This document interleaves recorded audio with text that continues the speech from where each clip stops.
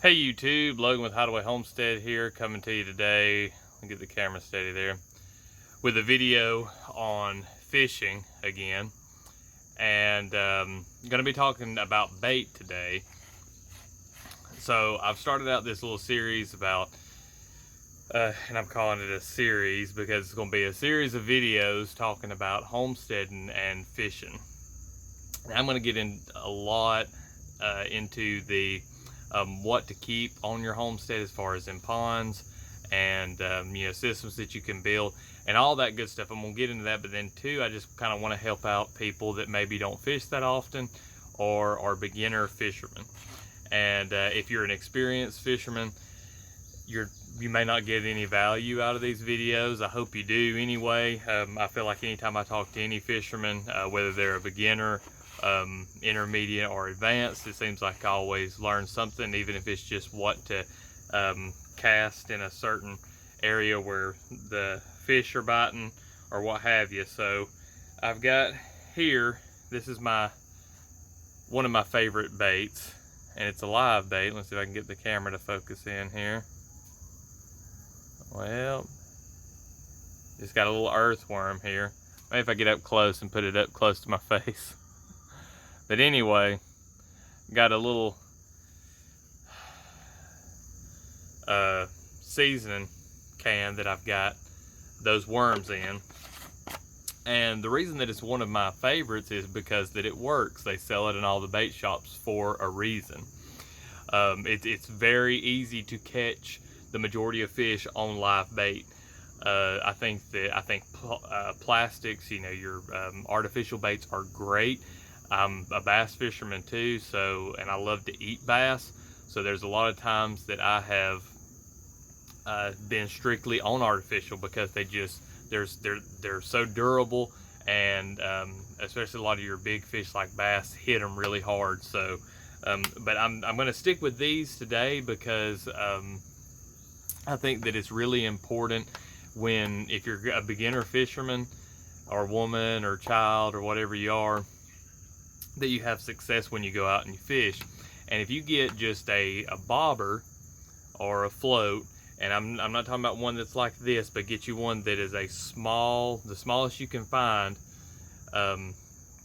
little stick float, and then a small hook, and you put one of these worms on it, you are going to have success. If there's any kind of fish to be caught in that creek, pond, within the first 15-30 minutes, you're going to get a bite. And I tell you what, let me pause the video real quick and I'll go ahead and get my rig out and show you all that.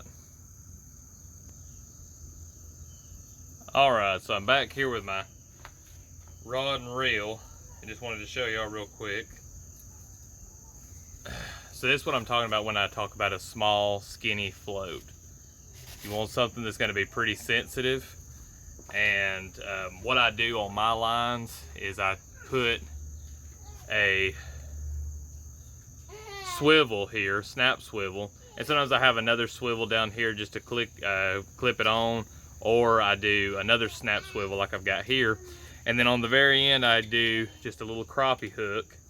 And I can go through and show knots and stuff like that, but YouTube is just so full of it. You can find all kinds of knots and stuff. Just pick something that's going to hold and something that's going to work for you. So I'll take this and put a small worm on the end of the hook, and I'll hook it several times, which means just I'll take the worm and I'll run it on here and then run it on again on another part of its body, and then another time, and I may do that anywhere from 2 to 4 times.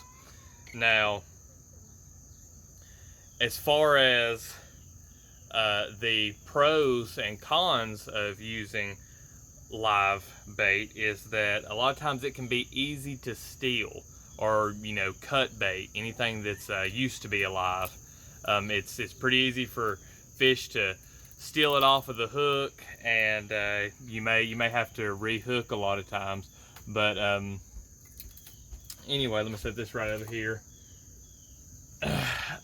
I love the worms too because it is one of the baits that you can actually provide for yourself.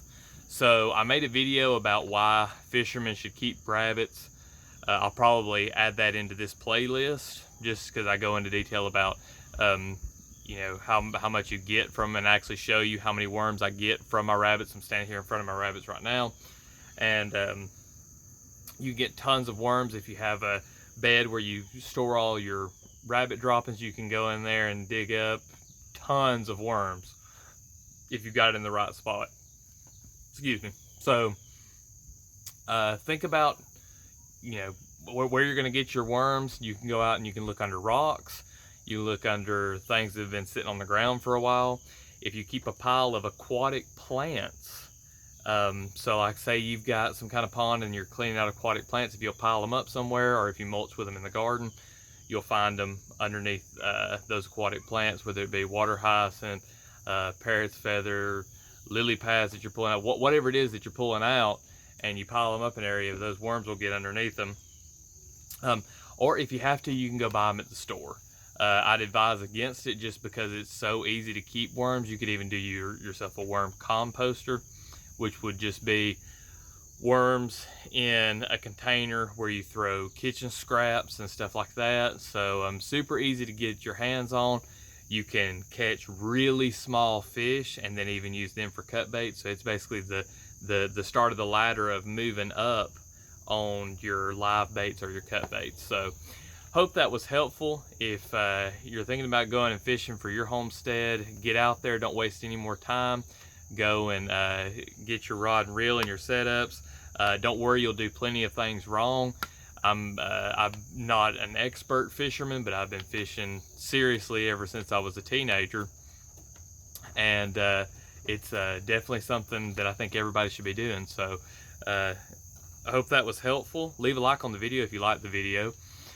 Comment down below if you've got anything to add, or if you've got any questions. And get out there and get you some worms. Thanks for watching, everybody.